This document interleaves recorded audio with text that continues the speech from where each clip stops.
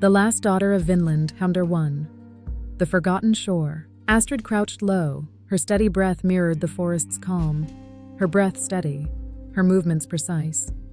The sun dappled the forest floor with leaves and shadow. A distant crack echoed, cutting through Astrid's focus, the rhythm of the hunt. But it was her mother, who had taught her the secrets of life that thrived in quiet places, the roots that healed, the blooms that soothed. Today was for feverwort and spider silk, necessities to mend swollen joints and bind wounds. A sharp crack of branches split the silence just as her hand dipped into the earth. Astrid froze, her eyes flicking upward, every shadow a threat lurking beyond the tree line. Nearby, settlers claimed wood, their nervous glances betraying unease, their axes echoing against iron-barked trees. But this sound was different. A flicker of unease churned in her stomach, though she brushed it aside with a quiet exhale. Perhaps animals. Though the sharpness of the sound hinted at something more. The forest was alive with its own secrets. As she pressed the fresh leaves into the burlap pouch belted at her waist, tension ebbed from her jaw. She rose, sweeping dirt-stained palms against her skirts. 7 years had passed since the chaos that shattered Vinland, leaving only fragments of its settlers and landmarks, unwritten wisdom carried with them from shores of the far north. A year since her father, half-Earth, the man of daring voyages and honeyed boasts, had carved a place amidst Vinland's rolling green hills. Though his struggles ran deep, Astrid often remembered the warmth in his laughter, a bridge to gentler seasons. Yet Vinland remained stubbornly untamed. The settlers called it a land of promise. Astrid knew it as one of suspicion. This forest, for all its beauty, had an edge, a hum just beneath its surface, as though it, too, harbored a truth not ready to be shared. Shouts carried through the air, sudden and sharp. They began as quarrels, faint as ripples against a tide, but their cadence rose into something biting. Astrid's breath stilled, her body tilted toward the sound. Her father always said that intractable men made for foolhardy arguments, but these tones felt different, less hot-blooded, more clipped and urgent. She shifted her gaze to the trail leading back toward the colony, where smoke curled into the sky in lazy wisps. Unremarkable at first. She turned to Neil, preparing to collect wild cloves sprouting near moss-covered rocks, when another noise broke through. It was the howling of dogs. Fear struck Astrid like flint meeting steel. She cast her pouch aside, her feet pounding against the dirt as she tore through the forest toward the sound. The ground rose unevenly beneath her soles.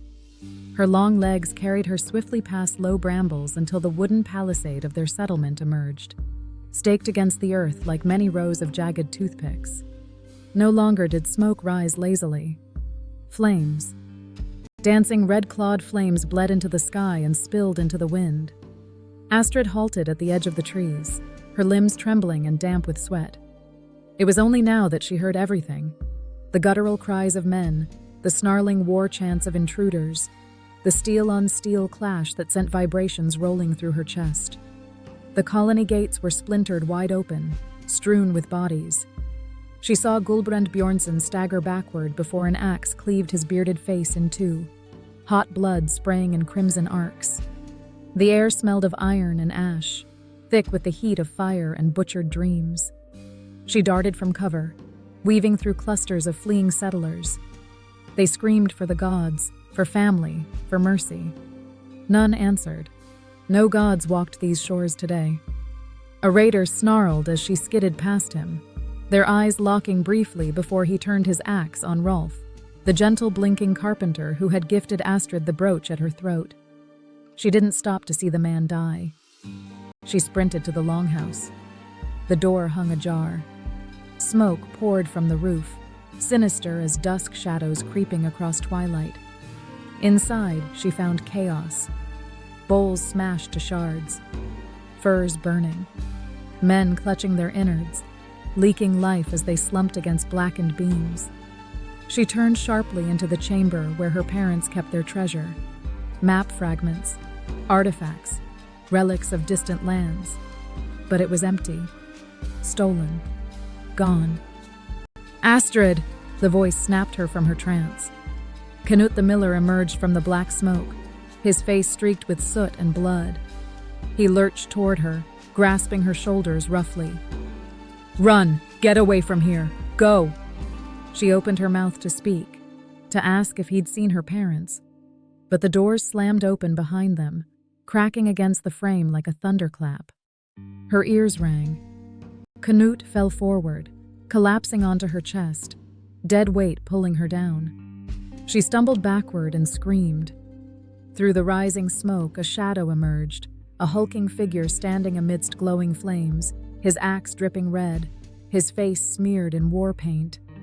It wasn't Vinland's forest-born natives, whose silent arrows killed without the thunder. Nor was it one of the colony's own in betrayed rage. No, this was Norse, one of her own kind. The shape stepped forward, letting the firelight catch on his face. Blackened tar streaks divided sharp features, a mask of dread blanketing his countenance.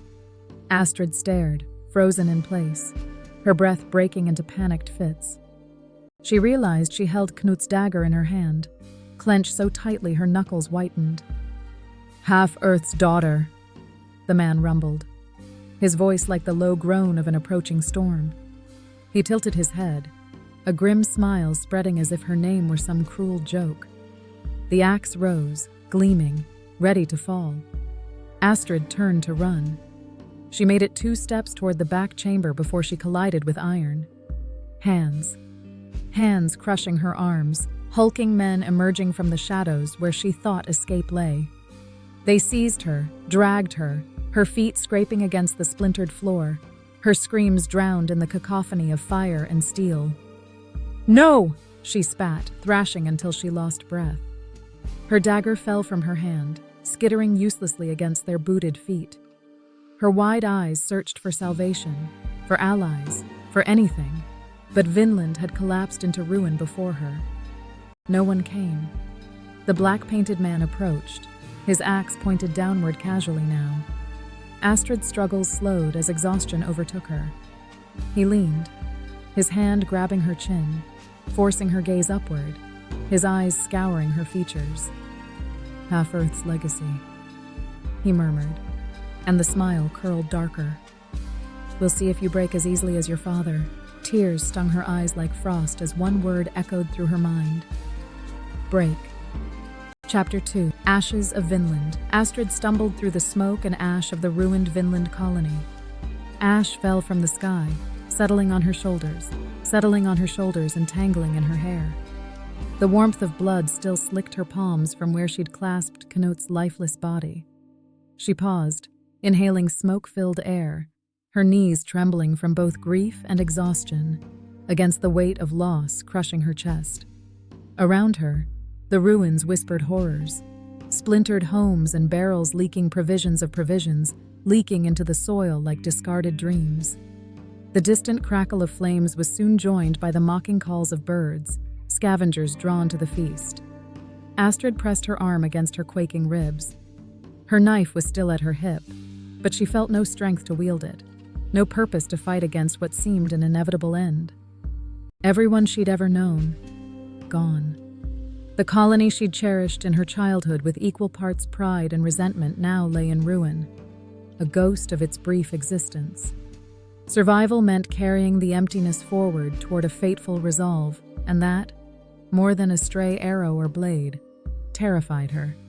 She froze, the sound of coughing clashing against distant hostile voices, a wet, ragged gurgle beckoning from the direction of the apothecary's hut.